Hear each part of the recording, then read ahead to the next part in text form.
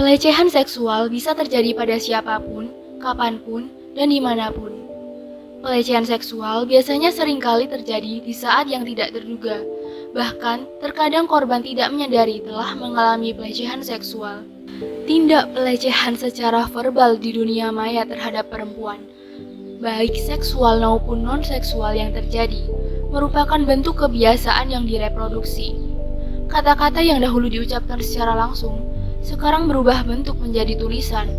Rayuan dan godaan yang tidak menyenangkan juga dilakukan melalui pesan di media sosial.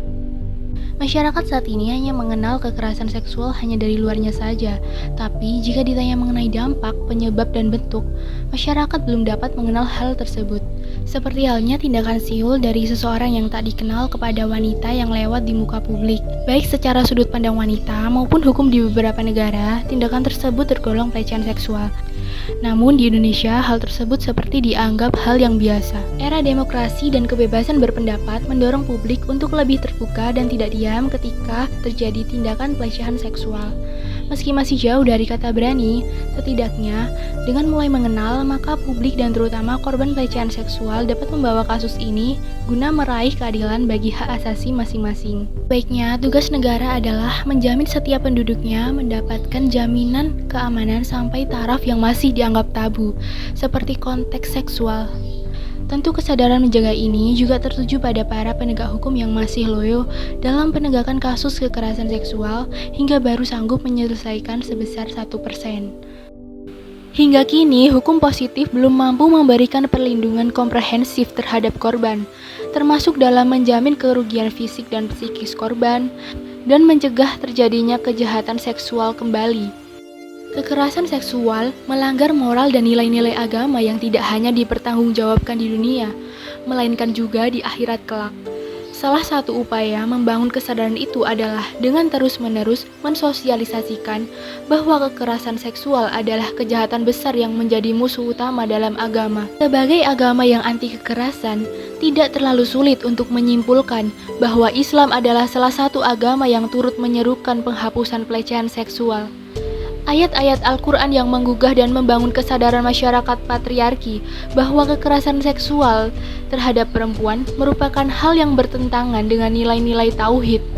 Hal ini juga berkaitan dengan teori kritis yang dikemukakan oleh Frankfurt, di mana teori kritik masyarakat mengungkapkan apa yang dirasakan oleh kelas-kelas tertindas sehingga mereka menyadari ketertindasannya dan memberontak. Pada zaman modern, kritik sosial dapat disampaikan melalui berbagai saluran yang paling berpengaruh, baik karena luasnya jangkauan maupun karena frekuensinya. Tentu saja melalui alat-alat komunikasi modern seperti surat kabar, radio, televisi, maupun media cetak lain, bahkan melalui media sosial.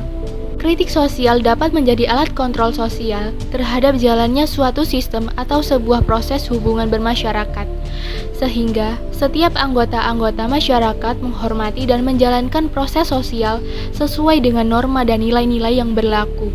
Kriminalitas tumbuh karena terdapat berbagai ketimpangan sosial, seperti krisis ekonomi, adanya keinginan-keinginan yang tidak tersalurkan dengan baik, tekanan mental, dendam, dan sebagainya. Dengan pengertian lain yang lebih luas, kejahatan muncul dikarenakan adanya suatu perubahan kebudayaan masyarakat yang dinamis dan cepat.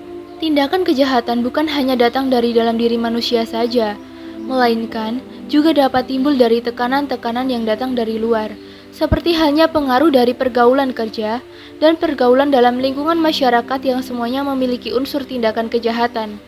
Jika perbandingan kejahatan itu bertambah, maka tidak heran akan menimbulkan keresahan di tengah-tengah masyarakat, baik yang terkena dampak secara langsung oleh kejahatan itu sendiri, maupun masyarakat yang berada di sekitar lingkungan tersebut. Oleh karena itu, pelecehan seksual bukan suatu hal yang baru di telinga masyarakat Indonesia. Pelecehan seksual adalah salah satu kejahatan besar seperti kejahatan besar lainnya yang mempengaruhi dan berdampak pada kerusakan tatanan sosial bangsa Indonesia.